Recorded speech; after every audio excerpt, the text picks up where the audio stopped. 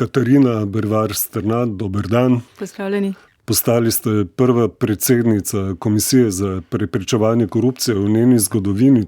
Izkazalo se je, da je vodenje komisije v veliki meri odvisno od karakterja predsednika. Kdo od dosedanjih predsednikov vam je bil po načinu delovanja najbližje in kdo najdlje? Ja, komisija je bila v bistvu ustanovljena leta 2004 in deluje že več kot 20 let. Se je pa leta 2010 z Zakonom o integriteti in preprečevanju korupcije precej spremenila pravna podlaga za njeno delovanje. Tako da je iz tega vidika težko primerjati vse predsednike dosedanje, ker so v bistvu delovali v zelo različnih obdobjih, tudi na različnih pravnih podlagah. In tudi sama komisija se je skozi leta spremenila. Tako da kot javnost vidimo, oziroma zunanji opazovalci vidijo delček tega, kar se dogaja, naprimer znotraj ene takšne institucije ali pa zgolj delček vodenja takšne institucije. Tako da je v bistvu, ker sem bila sama do sedaj seveda bolj opazovalka, spremljevalka, težko ocenjujem, bi bilo nehvaležno. Gotovo pa se bom potrudila zdaj, ko se globje spoznavam z institucijo, z vsemi zaposlenimi, seveda pogledati tisto, kar je bilo najboljše v samem vodenju, in vse te dobre stvari seveda uporabiti in peljati naprej skozi uresničevanje poslanstva komisije. Gotovo pa so bili to zelo različni načini vodenja od gospoda Klemenčiča do Štefaneca ali pa Šumija. Torej bomo videli, kako boste vi peljali. Prihajate iz nevladnega sektorja, od leta 2010 naprej ste vodili PIC, ustanovili ste pravno mrežo za varstvo demokracije. Ali ste pri svojem delovanju kdaj naleteli na ovire v obliki sistemske korupcije že? Morda je pomembno, da najprej pojasnim, kako sploh razumemo, oziroma kako razumemo sistemsko korupcijo. Predvsem je treba vedeti, da govorimo o tem takrat, kadar je sistem prilagojen oziroma zasnovan tako, da dejansko dopušča, da se ga izigra. In namesto na temu, da bi se sledilo javni koristi, se v resnici znotraj, bom rekla, dovoljenih pravil zasleduje nek zasebni interes. In v resnici ves čas, ko sem delovala tudi na PIC-u in v pravni mreži, smo skozi vsa sodelovanja z odločevalci pri spremembah zakonodaje ali pa nekih drugih dokumentih opozarjali, kje takšna tveganja nastajajo, torej kje bo sistem dopuščal. Pa naj bi šlo to za okoljske predpise, tudi pri primeru Anhovo, ali pa nekih drugih sistemih, kot je sistem javnega naročanja. In tukaj gre v bistvu predvsem za to, da trčita javna korist in zasebni interes. Ni nujno, da še govorimo seveda o korupciji, če pa seveda vsa ta varovala popustijo in teh stvari ne predvidimo že v zakonodaji, potem pa lahko seveda pride tudi do korupcije. In zdaj, če v bistvu se premestim še na svojo novo vlogo na komisiji in samo delovanje komisije, je tudi komisija opozarja ravno na ta tveganja v sistemske korupcije, naprimer skozi izdajo priporočil. In če bi seveda takšna priporočila postala obvezna, potem bi bila tudi tveganja za korupcijo skozi ta sistem bistveno manjša. Torej, dobili ste občutek teh nekih povezav že v nevladnem sektorju? Torej, ja, in tudi sama sem se ukvarjala ravno z spremljanjem javnih sistemov, zasledovanja javne koristi v vseh v bistvu postopkih in zakonodaji, in zato v resnici sem tudi seveda se odločila za kandidaturo. Korupcija je postala ena od glavnih tem strankarskih bojev v predvolilnem času, še posebej potem, ko so začeli v javnost prihajati posnetki, za katerimi naj bi bilo izraelsko paraobveščevalno podjetje Black Cube.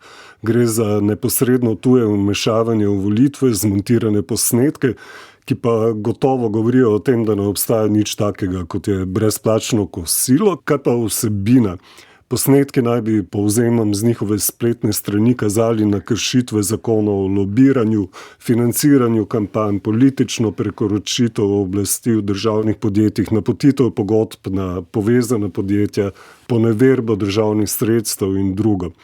Komisija preverja te trditve? Da, na komisiji smo prejeli prijave v povezavi z vsebino teh posnetkov in seveda jih bomo preverili v skladu s pristojnosti. Žal pa v tej fazi ne morem več kot toliko komentirati. Lahko pa na splošni ravni rečem, da je nujno, da se v Sloveniji pogovorimo o tem, kako razumemo delovanje pravne države.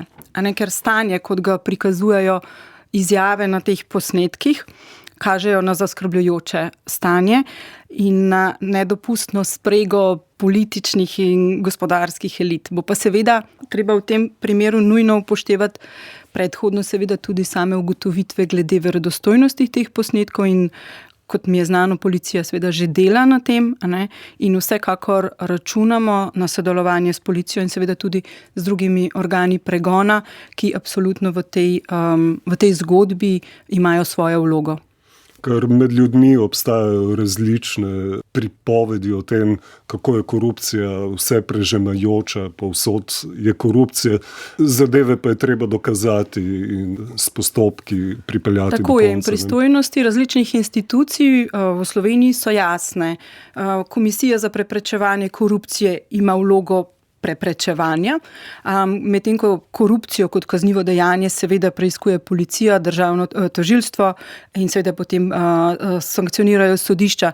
In tukaj pogosto naletimo na to temeljno nerazumevanje, kako so te vloge porazdeljene. Seveda komisija lahko določene stvari raziskuje, odloča o njih, celo tudi sankcionira, tudi z globami, vendar pa aretirati pa seveda mi nikogar ne moremo, zato imamo seveda v državi druge pristojne institucije. Imate preventivno vlogo.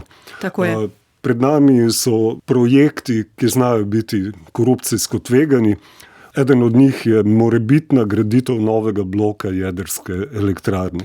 Pri takih projektih je tveganje za korupcijo, vsaj glede na predhodne izkušnje, kot je bila denimo ta s T6, kjer je šlo za finančno veliko manjši projekt, velike, se pravi tveganje je veliko. Ima komisija za preprečevanje korupcije dovolj pristojnosti, dovolj arzenala za učinkovit nadzor pri projektih takega obsega, kot je morebiten drugi blok nuklearke?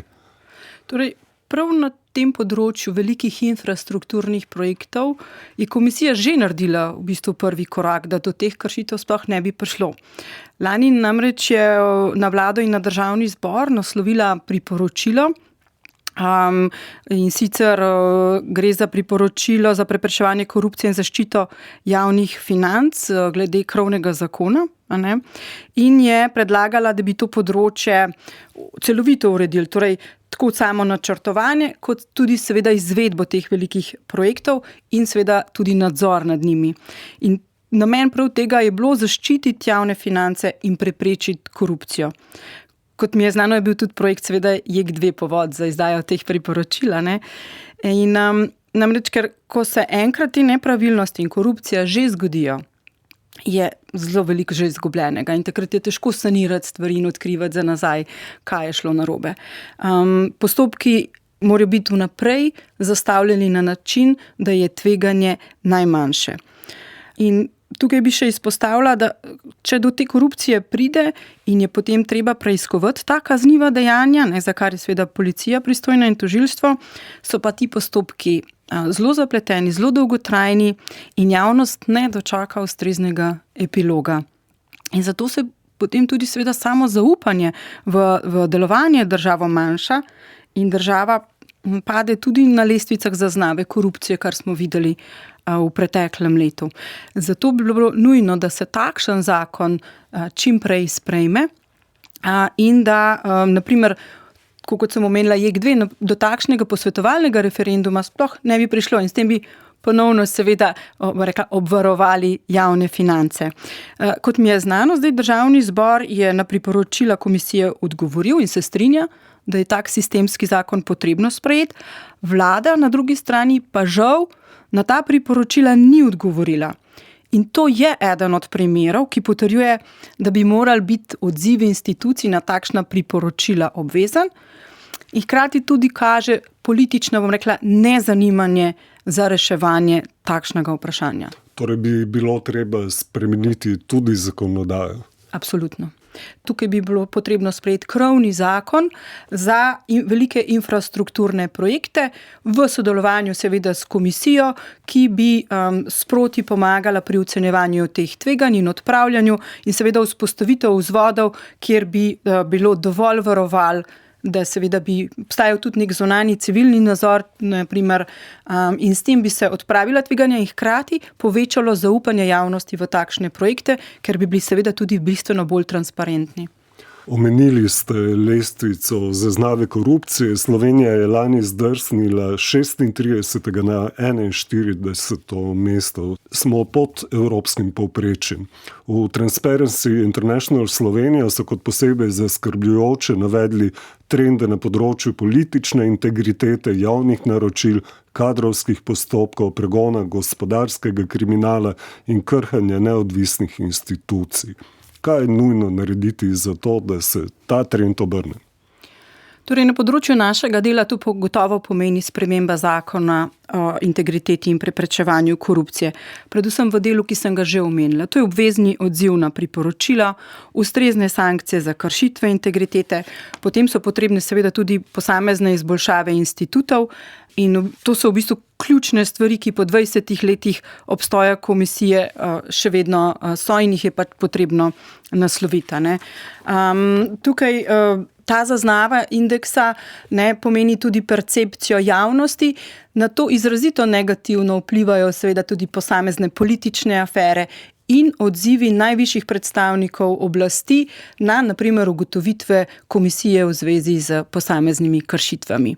Če bi tukaj obstajalo višje zavedanje o tem, da seveda smo vsi dolžni ravnati v skladu z najvišjimi standardi načela integritete, še posebej pa seveda vsi funkcionarji, bi verjetno tudi ta indeks se izboljšal. Ampak ta vrednostni sistem se ruši globalno. Res je, globalno se vrednostni sistem ruši, Slovenija ni edina. Tukaj k temu prispeva, bom rekla, erozija načel pravne države in seveda tudi poskusi ukinitev posameznih neodvisnih institucij, tudi kot smo slišali nekatere ideje o ukinitvi komisije za preprečevanje korupcije. Kakšno je vaše stališče do tega? Nekatere države nimajo komisije, imajo drugače urejeno. Nikakor ni v korist nikogar, da bi se institucija, ki deluje neodvisno, strokovno in samostojno, ukinila. S tem bi se namreč ukinili številni mehanizmi, ki preprečujejo korupcijo. In s tem, ko se v bistvu preprečuje korupcija, se ustvarjajo pogoji, da naprimer lahko uresničujemo seveda druge svoje temeljne pravice, kot je dostop do zdravstvenih storitev, do izobraževanja, do zaposlitve in podobno. Torej, tukaj so prva linija zaščite teh temeljnih pravic je v samem preprečevanju korupcije.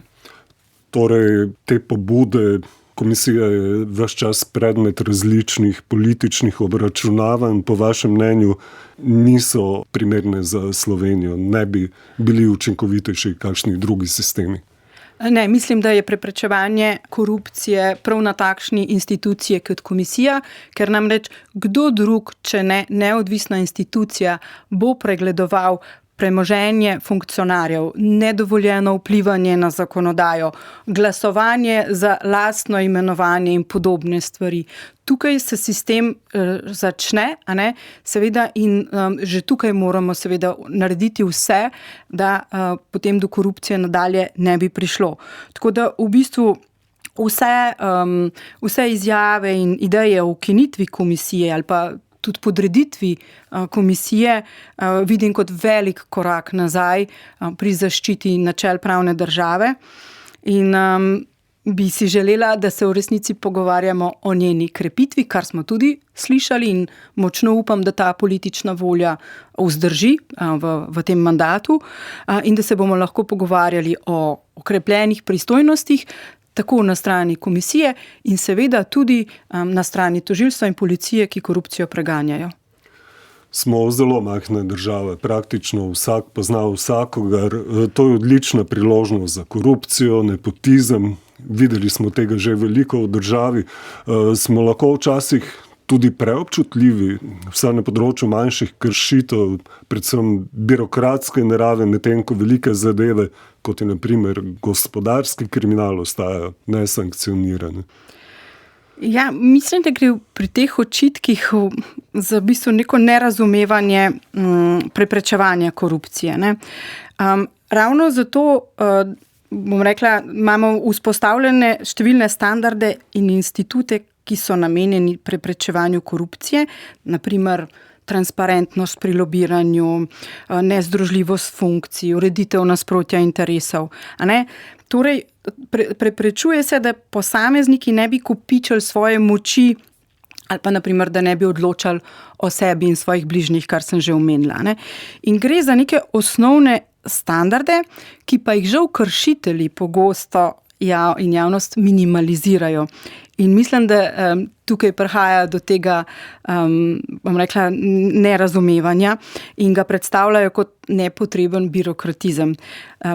Ampak a si mi res želimo, da bi naprimer nek župan lahko neke storitve ali pa pisarniško opremo naročil pri svoji sestri, ne?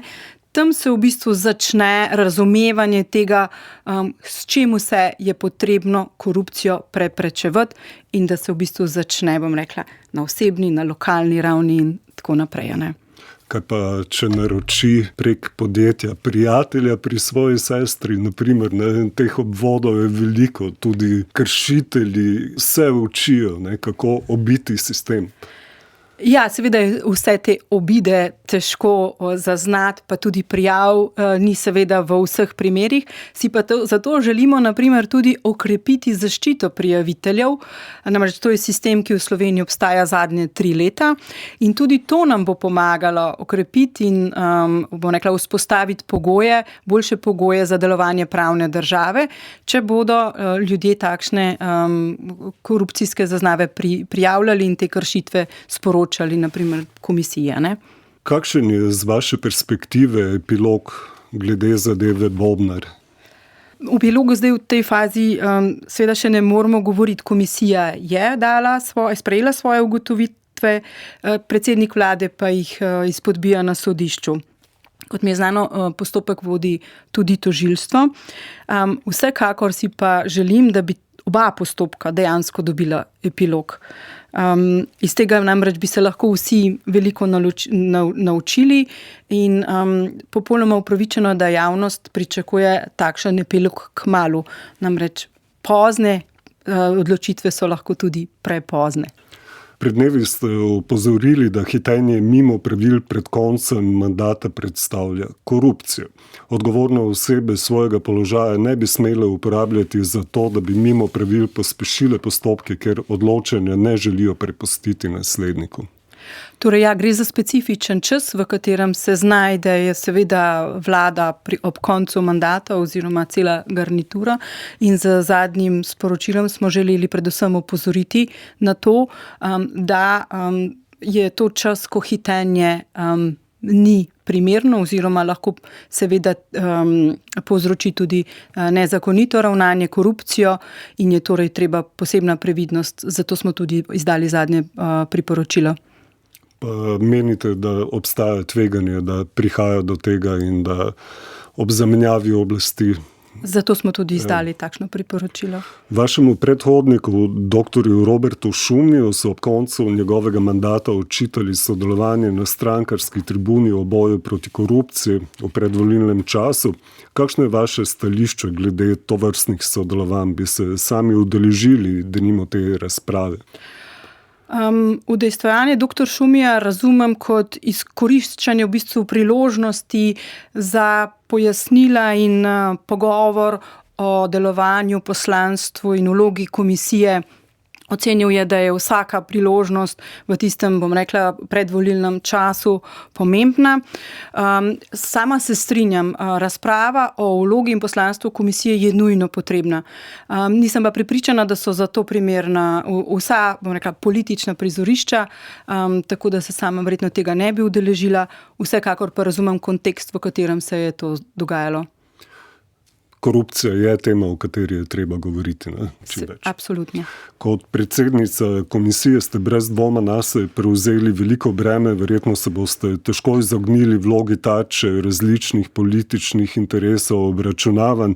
Kakšno je vaše sporočilo na začetku vašega mandata, tako tem, ki jim bo vaše delo predstavljalo nekaj, kar bi bilo dobro odstraniti, kot javnosti, ki pričakuje državo, v kateri vlada transparentnost, ne pa korupcija in nepotizem?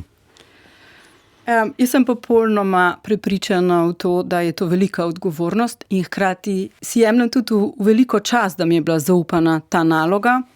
Jaz namreč izjemno verjamem v to, da si je treba za pravno državo prizadevati, da je treba uporabljati mehanizme, ki za to obstajajo, in vsekakor je delo na komisiji lahko moja nadgradnja mojemu preteklemu delu. In jaz sem navajena bila že odprej takšnih pritiskov, poskusov diskreditacij, tako da v tem delu tudi to pričakujem, ampak mislim, da so tudi del te funkcije, ampak ključni namen in moja vloga je bdeti in nadzorovati vsakokratne vladajoče, da svoje pozicije ne zlorabljajo. In to je moje osnovno sporočilo tega mandata in temu poslanstvu bom sledila. Torej, da bomo ljudje imeli dostop do zdravstvenih, socialnih storitev, da se javna sredstva ne bodo pretakala v zasebne žepe, da ne bo prihajalo do nedovoljenih lobiranj in tako naprej. Ne? Natančno tako. Kjer je veliko korupcije, je manj človekovih pravic, in ker seveda je za vsakega državljana pomembno, da je država sposobna in pripravljena uresničevati človekove pravice slehernika, si moramo prizadevati, da ni korupcije. Katarina Bervar Strnad, vaše delo bomo spremljali. Želim vam učinkovito in uspešno preganjanje korupcije oziroma preventivo na tem področju, da ne bo prihajalo do tega. Najlepša hvala. Hvala.